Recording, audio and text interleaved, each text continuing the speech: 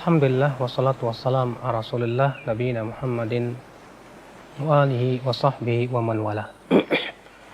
Asyhadu an la ilaha illallah wahdahu la syarikalah wa asyhadu anna Muhammadan abduhu wa rasuluh. Bid'ah ada dua, bid'ah hasanah dan bid'ah dhalalah.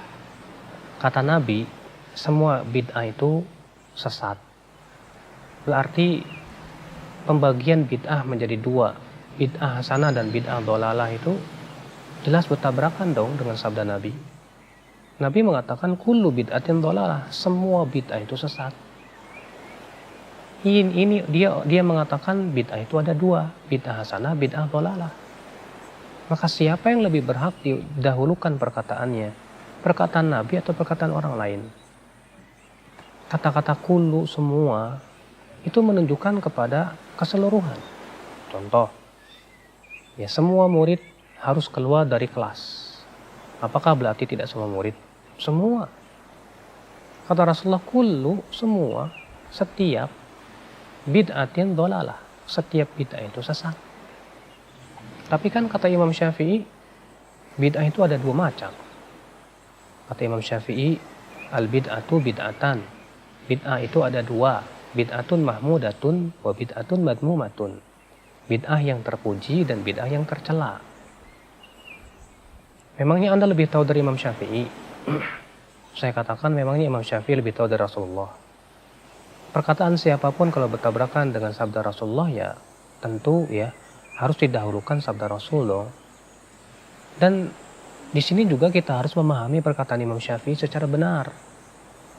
Al-Hafidz Ibnu Rajab di dalam kitab beliau Jami'ul Ulum wal Hikam, beliau mengatakan bahwa semua perkataan salaf yang membagi bid'ah itu hakikatnya adalah secara bahasa saja, bukan secara istilah.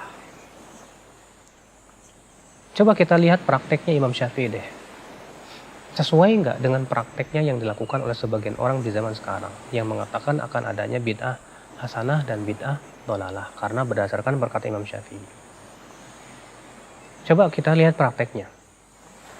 Imam Syafi'i mengatakan bahwa yang namanya maktam, ya, kumpul-kumpul di keluar kematian, makan-makan di situ termasuk bid'ah yang sesat. Tapi di zaman sekarang disebut sebagai bid'ah hasanah. Imam Syafi'i mengatakan bahwa beribadah dengan cara ya yang dilakukan oleh sebagian kalangan tasawuf seperti dengan nyanyi-nyanyi, diselingi dengan musik dan goyang-goyang kepala, itu termasuk bid'ah yang tercela. Tapi di zaman sekarang dianggap sebagai bid'ah hasanah. Ternyata dalam prakteknya jauh berbeda. Jadi sebetulnya apa yang diinginkan Imam Syafi'i daripada perkataan bid'ah hasanah dan bid'ah yang terpuji itu? Maka Imam Syafi'i kan pernah memberikan definisi. Kata beliau, bid'ah yang bertabrakan dengan Al-Quran atau sunnah atau athar sahabat, maka itu bid'ah yang tercela.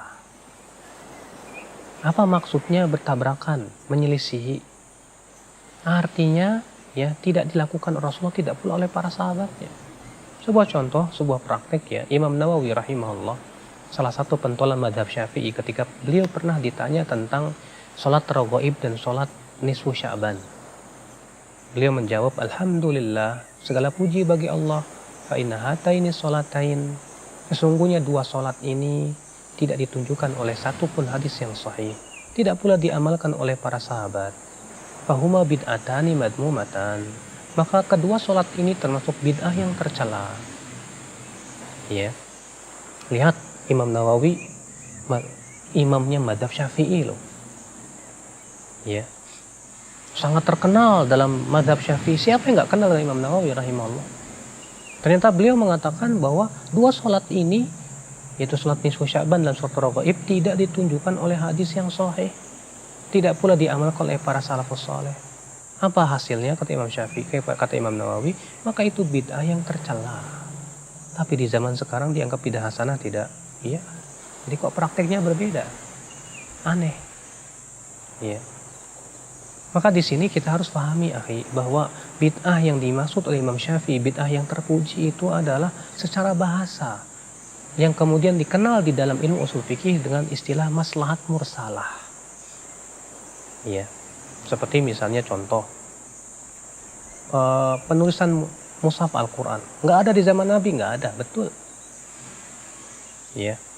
Tapi ternyata para sahabat bersepakat untuk membolehkan. Apakah itu bid'ah?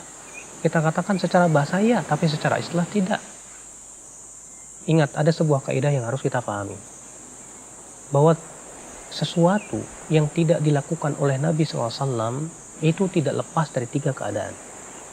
Yang pertama, Nabi tidak melakukan karena belum ada pendorongnya. Contoh, di zaman Nabi nggak ada yang namanya ilmu usul fikih, ilmu hadis. Kenapa? Karena di zaman itu belum dibutuhkan, belum ada pendorongnya. Para sahabat semua para ahli bahasa, paham mana umum, mana khusus, mana mutlak, mana muqayyad. Iya. Demikian pula sanad pada waktu itu belum ada. Yang kedua, Nabi SAW meninggalkan sebuah perbuatan karena masih ada penghalangnya. Contoh, kenapa di zaman Nabi SAW Al-Quran belum dikumpulkan? Jawabnya karena masih ada penghalangnya. Apa itu? Yaitu Al-Quran terus-menerus turun, akhi. Nah, ketika di zaman Abu Bakar banyak penghafal Al-Quran yang meninggal dunia, kalau tidak dikumpulkan ini bisa bahaya, bisa hilang itu Al-Quran. Maka ini maslahatnya besar sekali. Sehingga menjadi kesepakatan para sahabat Rasulullah SAW. Dan ini menjadi sunnah khulafa'ur rasyidin. Dan Rasulullah memerintahkan kita untuk mengikuti sunnah khulafa'ur rasyidin. Jadi sama sekali tidak disebut dengan bid'ah secara istilah. Keadaan yang ketiga, Rasulullah SAW meninggalkan suatu perbuatan padahal pendorongnya ada, penghalangnya tidak ada. Nah, ini yang dinyatakan oleh para ulama tidak disyariatkan, bahkan bisa jadi bid'ah. Contoh misalnya, Nabi Shallallahu Alaihi Wasallam sholat duha, sholat Idul Adha dan Idul Fitri tidak pakai qomat, tidak pakai adzan. Padahal pendorong untuk adzan dan qomat ada nggak? Ada. Ya, untuk apa? Mengumpulkan orang. Kemudian ikhwatul Islam azanillah, penghalangnya ada tidak? Tidak ada. Rasulullah mampu menyuruh Bilal untuk apa? Adzan, qomat. Tapi kenapa Rasulullah tidak lakukan? Jawabnya karena itu tidak disyariatkan. Maka kalau ada orang yang adzan, qomat untuk sholat Idul Fitri dan Idul Adha, maka ini jelas bid'ah. Demikian pula semua perbuatan yang Rasulullah SAW mampu melakukannya dan pendorongnya pun ada, maka pada waktu itu jelas itu tidak disyariatkan, ya. Berbeda dengan 2 keadaan yang pertama tadi. Maka kalau memang ada maslahat yang besar untuk membela syariat, apalagi itu membela pokok-pokok agama, maka itu jelas sangat disyariatkan sekali. Maka disinilah pahami apa yang dimaksud dengan bid'ah, yang terpuji menurut Imam Syafi'i rahimahullah. Kenapa Umar mengatakan nikmatil bid'atu hadi, sebaik-baiknya bid'ah itu ini, yaitu sholat taraweh. Kata Al-Hafidz Ibnu Rajab, itu bid'ah secara bahasa, bukan secara istilah. Kenapa demikian? Karena di zaman Rasulullah sholat taraweh itu hanya dilakukan 3 malam saja. Kemudian Rasulullah tinggalkan karena masih ada penghalangnya. Apa itu? Karena takut diwajibkan atas umatnya.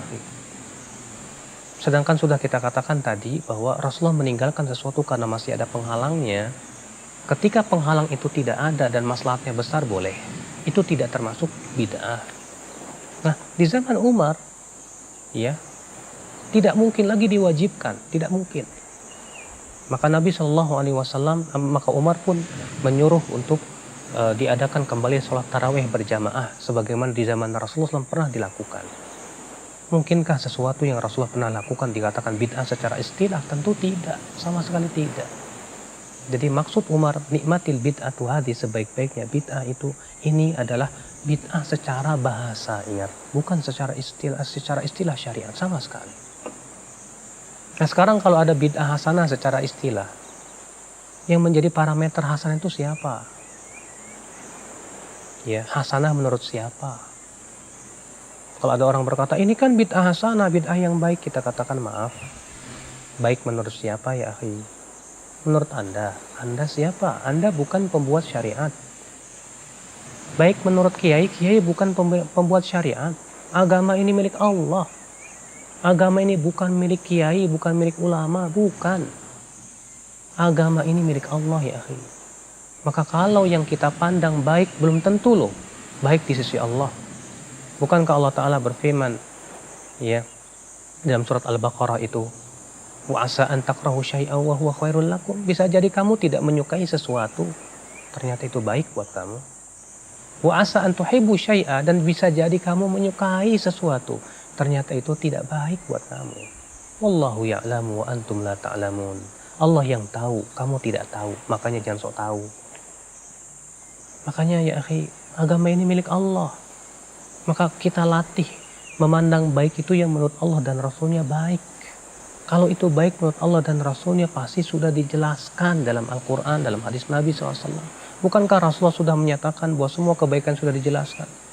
Ya, beliau mengatakan, ma baqiya syai'un yuqarribukum ilal jannah wa yubaidukum minan nar illa waqad buyyina lakum. Tidak tersisa lagi ya semua yang bisa mendekatkan ke surga dan menjauhkan dari api neraka, kecuali sudah dijelaskan semuanya. Sudah dijelaskan, akhi. Agama kita sudah sempurna. Buat apa ditambah-tambah lagi? Ya, apakah Anda meragukan Rasulullah SAW itu telah menyampaikan agama secara sempurna? Maka orang yang membuat-buat suatu ibadah yang tidak pernah disyariatkan oleh Rasulullah, sama saja dia mengatakan Rasulullah belum menyampaikan yang ini, tapi saya tahu. Berarti sama saja dia menuduh Rasulullah SAW mengkhianati risalah. Makanya kata Imam Malik apa? Man ibtada'a fid dini bid'atan, siapa yang membuat satu bid'ah saja dalam agama ini, faqad za'ama anna Muhammadan khana risalah, berarti dia sudah menuduh Rasulullah SAW mengkhianati risalah. Wa dzalika li anna Allah azza wa jalla yaqul, karena Allah berfirman, al-yauma akmaltu lakum dinakum, pada hari ini aku telah sempurnakan agamamu. Fama lam yakun yauma idzin dina, maka yang pada hari itu tidak termasuk agama, lam yakunil yauma dina, maka pada hari ini pun tidak termasuk agama. Jadi ini ya akhi, bahwa Rasulullah mengatakan semua bid'ah sesat. Ya, adapun pembagian bid'ah menjadi terpuji dan tercela menurut Imam itu hanya sebatas dari sisi bahasa, bukan secara istilah syariat. Ya, karena perkataan siapapun tidak boleh melawan perkataan Rasulullah sallallahu alaihi wasallam. Subhanallah bihamdik, asyhadu an la ilaha illa anta astaghfiruka wa atubu ilaik. Wassalamualaikum warahmatullahi wabarakatuh.